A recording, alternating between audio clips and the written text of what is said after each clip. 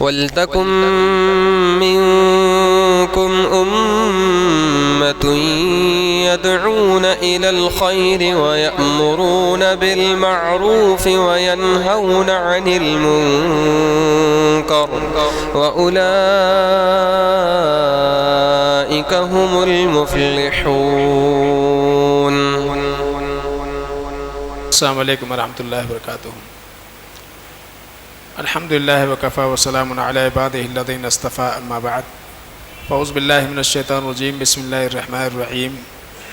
تعاونوا علی البر والتقوی ولا تعاونوا علی الاثم والعدوان۔ رب اشرح لی صدری ویسر لی امری واحلل عقدۃ من لسانی یفقہوا قولی۔ منہج حق کی وضاحت، اس تعلق سے آج ہمیں دیکھیں گے کہ دوسروں کے ساتھ تعاون کے سلسلے میں سلفی منہج کے حاملین کی خوبی کیا ہے۔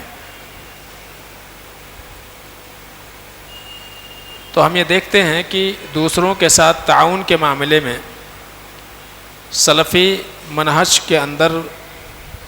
ایک خوبی یہ پائی جاتی ہے کہ وہ دوسروں کے ساتھ تعاون کی دعوت دیتے ہیں، چاہے وہ کافر ہی کیوں نہ ہوں،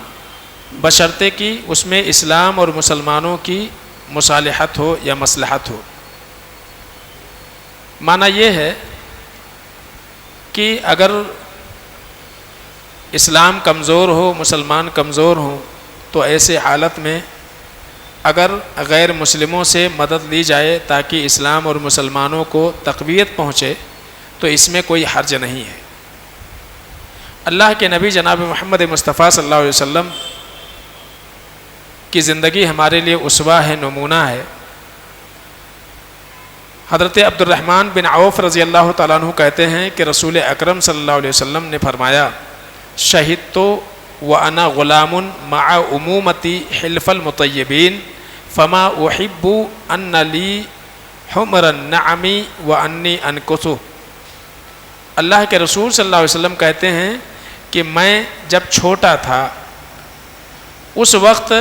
میں اپنے چچا لوگوں کے ساتھ میں مطیبین کے معاہدے میں شریک ہوا۔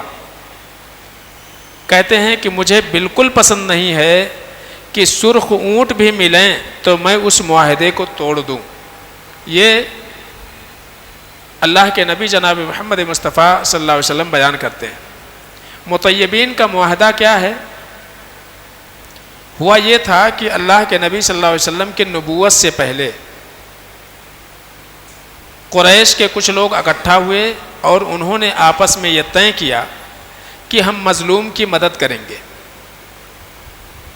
لوگوں کے درمیان انصاف کریں گے، اور اس جیسی اور دیگر بہت ساری بھلائیوں پہ انہوں نے آپس میں معاہدہ کیا۔ اللہ کے رسول صلی اللہ علیہ وسلم اس معاہدے میں شریک رہے، اور بعد میں جب آپ کو اللہ نے نبوت سے سرفراز فرمایا تو اس نبوت اس مطیبین اور اس معاہدے میں شرکت کو اپنے لیے اظہار مسرت کا سبب بھی اللہ کے نبی صلی اللہ علیہ وسلم نے بیان کیا، حالانکہ وہ کافروں کے درمیان تھا، لیکن چونکہ وہ مصلحت پر مبنی تھا اور شریعت بھی یہ چاہتی ہے کہ مظلوموں کی مدد کی جائے، کسی کے ساتھ ظلم نہ ہو، تو اس اعتبار سے اللہ کے نبی صلی اللہ علیہ وسلم اس میں شریک ہوئے۔ اب اس کے برخلاف اگر ہم دیکھتے ہیں، وہ لوگ جو سلفی منہج اور منہج سلف کے خلاف ہیں، جن کو ہم اخوانی تنظیم کے نام سے جانتے ہیں، اگر ان کا معاملہ ہم یہ دیکھیں گے تو وہ لوگ اس معاملے پر عیب جوئی کرتے ہیں، طعنہ زنی کرتے ہیں۔ یہاں تک کہ آپ دیکھیں گے کہ ابھی خلیجی جنگ اور عراقی فوج کے کویت پر قبضہ کرنے کے وقت بھی یہ سارا معاملہ ہوا تھا، اور اس وقت بھی جب مملکت سعودی عرب نے ظالم و جابر بعثی لوگوں کو بے دخل کرنے کے لیے بیرونی طاقتوں کی مدد لی تو انہوں نے اس کے اوپر بہت زیادہ طعنہ زنی کی، اور یہ کہا کہ یہ عرب ہیں اور انہوں نے کافروں کے ساتھ، مشرکوں کے ساتھ ساز باز کر لی ہے، یہاں تک کہ سعودی کے کا جو دارالفتہ تھا جس میں بڑے بڑے علماء ہیں، علماء بورڈ، جنہوں نے اس وقت حالات کے اعتبار سے کافروں سے مدد لینے کے بابت جواز کا فتویٰ دیا تھا، ان کی بھی انہوں نے عیب جوئی کی۔ حالانکہ اللہ کے نبی جناب محمد مصطفیٰ صلی اللہ علیہ وسلم کی سیرت ہمارے سامنے ہے کہ اگر کبھی مظلوم کے مدد کے خاطر غیر مسلم بھی اکٹھا ہوتے ہیں اور کسی خیر کے کام کے لیے وہ بھی آگے بڑھتے ہیں تو ان کا ساتھ دینا چاہیے۔ بھلائی کا کام ہے، اچھا کام ہے، اس میں کوئی حرج نہیں ہے۔ اسی طرح سے بدعت اور بدعتیوں کے بارے میں خاص طور سے سلفی منہج کے حاملین کی ایک نمایاں خوبی یہ ہے کہ وہ بدعات سے لڑتے ہیں، بدعتیوں سے اظہار برات کرتے ہیں، چاہے بدعت کا تعلق عقیدے سے ہو یا عمل سے ہو۔ اللہ کے نبی جناب محمد مصطفیٰ صلی اللہ علیہ وسلم اور صحابہ کرام سے جو نصوص شرعاً ثابت ہیں اس کے اوپر عمل کرتے ہیں، اس کے برخلاف اگر کوئی چیز ہے تو اس سے اظہار برات کرتے ہیں۔ جبکہ آپ دیکھیں گے کہ جو اپنے آپ کو اخوانی تنظیم سے منسلک مانتے ہیں ان کا معاملہ یہ ہے کہ وہ بدعتیوں کے بابت ہمیشہ خاموشی اختیار کرتے ہیں، کبھی اس بارے میں کوئی بات نہیں کرتے ہیں، نہ تو بدعتوں کے اوپر نکیر کرتے ہیں، اور اگر کسی سلفی شخص سے کوئی غلطی سرزد ہو جائے تو اس پر طعنہ زنی کرتے ہیں، اس کی غلطی کو اچھالتے ہیں، ان کے اوپر نکیر کرتے ہیں، لیکن خود ان کے اپنے رہنما اگر بدعتوں میں ملوث رہیں اور بدعات کی ترویج و اشاعت کریں تو اس کے تئیں وہ گونگے بہرے اور اندھے بن جاتے ہیں، نہ تو ان کے اوپر نکیر کرتے ہیں اور نہ ہی ان سے اظہار برات کرتے ہیں، بلکہ ان کے اس عمل کو صحیح کرنے کے لیے عذر اور بہانہ بھی تلاش کرتے ہیں۔ اسی طرح سے تیسری خوبی سلفی منہج کے حاملین کی یہ ہے کہ وہ بھلائی کے ساتھ جو مسلم حکمراں ہیں ان کے تئیں سمع و طاعت کا رویہ اختیار کرتے ہیں اور ہمیشہ نافرمانی اور بغاوت سے دور رہتے ہیں، اس لیے کہ اللہ کے نبی صلی اللہ علیہ وسلم اور اسی طرح سے قرآن عزیز میں بہت سارے نصوص آپ کو ایسے ملیں گے۔ آپ قرآن کی آیت بار بار سنتے ہیں، یا ایھا الذین آمنوا اطیعوا اللہ واطیعوا الرسول واولی الامر منکم، اے ایمان والو اللہ کی اطاعت کرو، رسول کی اطاعت کرو، اور تم میں سے جو اولو الامر ہیں ان کی اطاعت کرو۔ اولو الامر میں امراء بھی ہیں اور اسی طرح سے اولو الامر میں علماء بھی ہیں، تو ان کی اطاعت کرنے کا اللہ نے حکم دیا۔ اسی طرح سے اللہ کے نبی صلی اللہ علیہ وسلم فرماتے ہیں اسمعوا واطیعوا، کہ تم اپنے امیر کی، امراء کی، مسلم حکمرانوں کی، ان کی سنو، ان کی اطاعت کرو۔ فإنما علیہم ما حملوا وعلیکم ما حملتم، کیونکہ ان سے ان کی ذمہ داری کے بارے میں پوچھا جائے گا اور تم سے تمہاری ذمہ داری کے بارے میں پوچھا جائے گا۔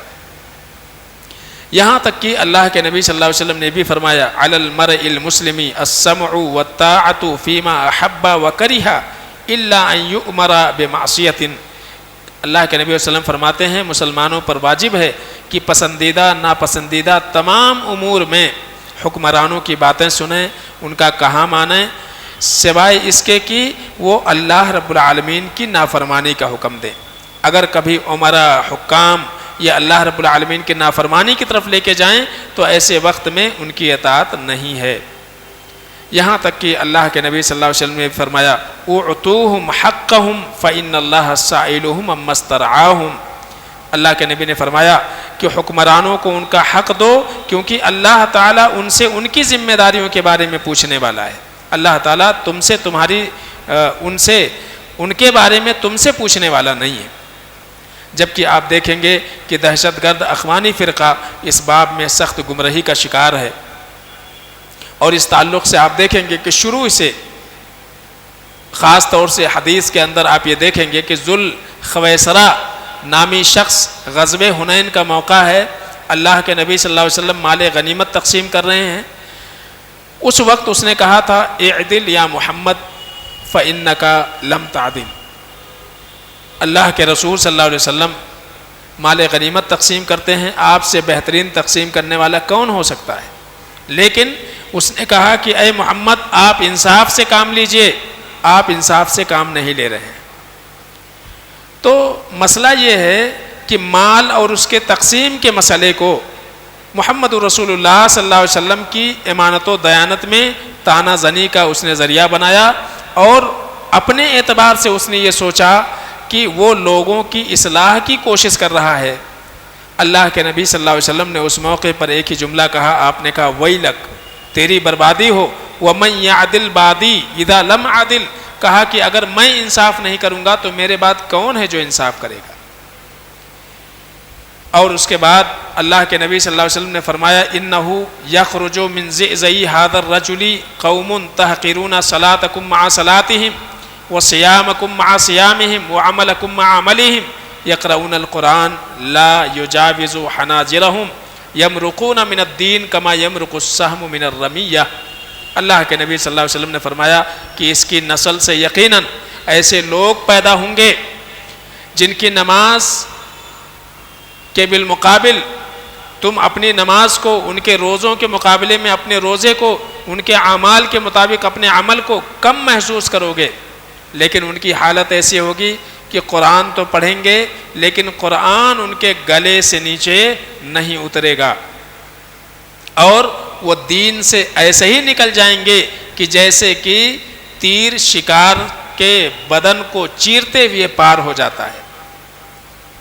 اور پھر اللہ کے نبی صلی اللہ علیہ وسلم نے بھی فرمایا ان فی قتلہم اجرا عظیما عند اللہ تعالی لمن قتلہم، یقیناً انہیں قتل کرنے والوں کے لیے اللہ کے یہاں بہت بڑا اجر ہے۔ یہ کون ہیں؟ خوارج۔ یہی وہ خوارج ہیں کہ خلیفہ راشد علی بن ابی طالب رضی اللہ تعالیٰ عنہ کے خلاف احتجاج کرتے ہوئے اپنے ہاتھوں سے قرآن اٹھایا، اور انہوں نے یہ کہا کہ انسانوں کو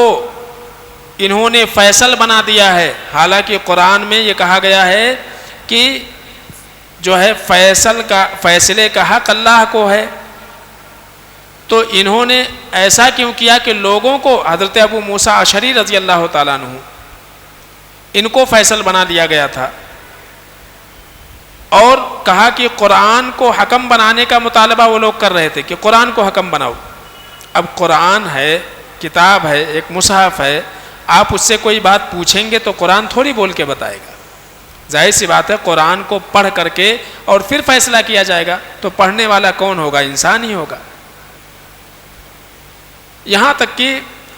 حضرت علی رضی اللہ تعالیٰ عنہ نے حضرت عبداللہ ابن عباس رضی اللہ تعالیٰ عنہ کو نمائندہ بنا کر کے ان کے پاس بھیجا، انہوں نے قرآن کے ذریعے سے مناظرہ کیا اور مسکت دلائل کے ساتھ ان کے اوپر دو ٹوک میں حجت قائم کر دی۔ تو اب یہاں یہ دیکھیں گے کہ ایک چیز جو نظر آتی ہے وہ یہ ہے کہ خاص طور سے اخوان المسلمین کے لوگ مسلم حکمرانوں کو ظلم و زیادتی اور عدم انصاف سے متہم کرتے ہیں۔ حضرت عثمان غنی رضی اللہ تعالیٰ عنہ کے ساتھ کیا ہوا؟ جن کو ہم بلوائی کے نام سے جانتے ہیں، یہی خوارج لوگ تھے۔ انہوں نے خلیفہ ثالث حضرت عثمان غنی رضی اللہ تعالیٰ عنہ کو کہا کہ یہ اقربا پرور ہیں اور انہوں نے مال غنیمت پر قبضہ کر رکھا ہے اور اہم عہدے اپنے ہی خاندان کے لوگوں کو دیتے ہیں۔ اس طرح کی باتیں حضرت عثمان غنی رضی اللہ تعالیٰ عنہ کے ساتھ انہوں نے کیا اور اس طرح کا الزام لگایا اور انہیں ان کے گھر میں نظر بند کر دیا اور حالات ایسے ہوئے کہ وہ شہید کر دیے گئے۔ تو ہمیشہ یہ ہوتا ہے کہ خاص طور سے عقائد اور نیتوں کے بابت مسلم حکمرانوں کے تئیں یہ لوگ تانا زنی کا ذریعہ بناتے ہیں، اور حالانکہ مال سے کہیں زیادہ اہم انسان کی زندگی میں عقیدہ ہے، عمل ہے۔ اس کے اندر اگر خرابی ہے تو اس سے غفلت برتتے ہیں، اس سے ان کا کوئی لینا دینا نہیں ہے، کیونکہ ان کا مقصد دنیا اور مال ہی ہے۔ اللہ تعالیٰ نے قرآن عزیز کے اندر یہ بات بیان فرمائی وَمِنْهُمْ مَن يَلْمِزُكَ فِي الصَّدَقَاتِ فَإِنْ أُعْطُوا مِنْهَا رَضُوا وَإِن لَّمْ يُعْطُوا مِنْهَا إِذَا هُمْ يَسْخَطُونَ۔ اللہ فرماتے ہیں کہ ان میں وہ بھی ہیں جو خیراتی مال کے تقسیم کے بارے میں اے نبی آپ کے اوپر عیب لگاتے ہیں۔ اگر انہیں اس مال میں سے دے دیں آپ خوش ہو جائیں گے،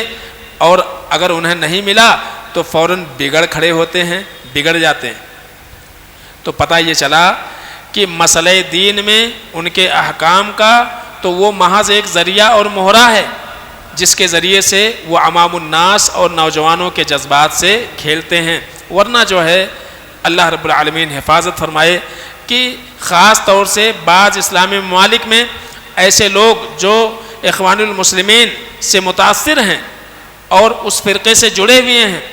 اعلیٰ منصب اور کلیدی عہدوں پر ایسے لوگ فائز ہیں، لیکن قرآن کی بابت اور عقیدے کی بابت جب بھی کوئی معاملہ اٹھتا ہے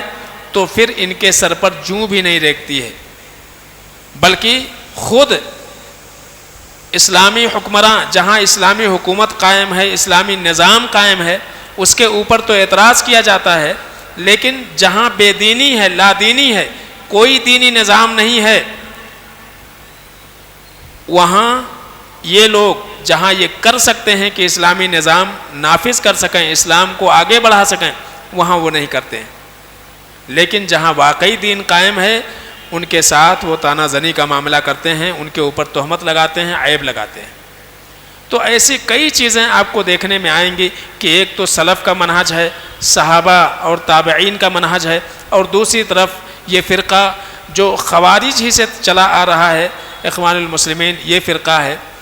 یہ لوگ خاص طور سے جو اسلامی منہج ہے، صحیح منہج ہے، اس منہج کے الٹ جو ہے ان کے سارے امور ہیں۔ اللہ رب العالمین سے دعا ہے کہ العالمین ہم سب کو سمجھنے عمل کرنے کی توفیق عطا فرمائے، آمین یا رب العالمین۔